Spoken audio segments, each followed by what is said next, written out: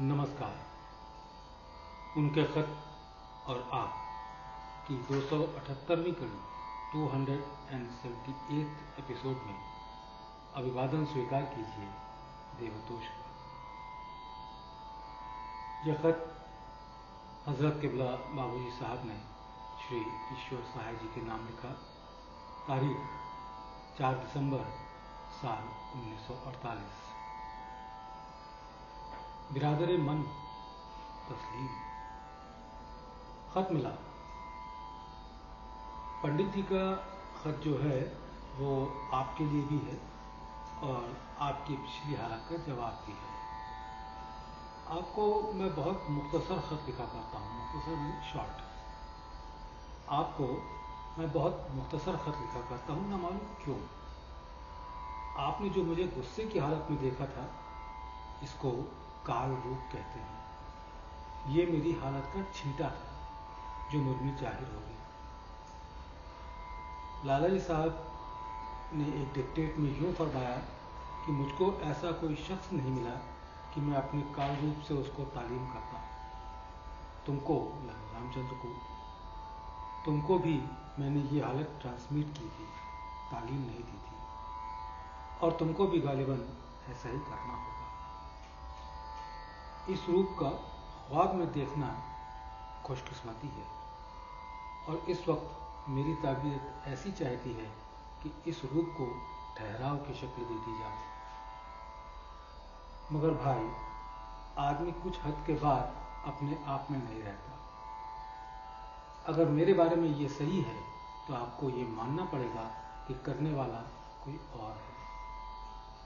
और है तो बात यही कि सब कुछ होते हुए भी मैं अपने हाथ में नहीं हूं। लिहाजा जैसी उसकी मर्जी होगी वैसा ही होगा। फिर भी अपना हाल लिखते रहना मुमकिन है कि मालिक उसके ठहराव की हालत करना मसलहत समझे, उचित समझे। लाला जी साहब ने गालिबन फरमाया है कि मेरा काल रूप किसी ने नहीं देखा।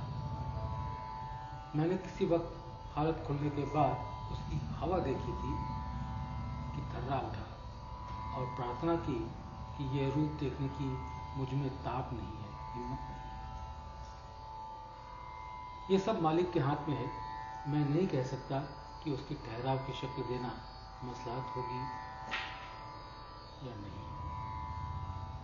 किताब की इजाजत के बारे में एक पोस्ट कार्ड में लिख चुका था, पहुंचा होगा। जगन ने अब तक करवट नहीं ली कि एम्बलम का सेठिया सही होकर ब्लॉक मेकर के पास पहुंचा या नहीं। हालांकि याद दहानी करा चुका हूं। याद दहानी मीन्स ओरल रिमाइंडर। हालांकि याद दहानी करा चुका हूं, मगर कोई जवाब नहीं। मगर इस बात को सुनकर गुस्सा करने की जरूरत नहीं है, बल्कि दुआ करने की जरूरत है कि वो अपने फराइज यानी कर्तव्यों के अंजाम में ईश्वर करे सरे मुंह कासिर ना रहे। फराइज कहते हैं कर्तव्य के प्लूरल को, फर्ज के प्लूरल्स को। सरे मुंह कहते हैं बाल बराबर, और कासिर कहते हैं लापरवाह। मगर इस बात को सुनकर गुस्सा करने की जरूरत नहीं है, बल्कि दुआ करने की जरूरत है कि वो अपने फराइज के अंजाम में ईश्वर करे सरे मुंह कासिर न रहे। मैं इस साल तातीले कला में गांव नहीं जा रहा हूं। तातीले कला कहते हैं वेकेशंस को। गांव नहीं जा रहा हूं। कुल छुट्टियों भर मेरा घर पर ही कायम रहेगा। पुत्ती बाबू को अगर वक्त मिल जावे तो अच्छा होगा कि चंद रोज मेरे पास कायम करें। मेरी तबीयत इस वक्त बहुत चाह रही है। वो फार्म के काम में, जैसा कि उन्होंने लिखा था, मसरूफ हैं।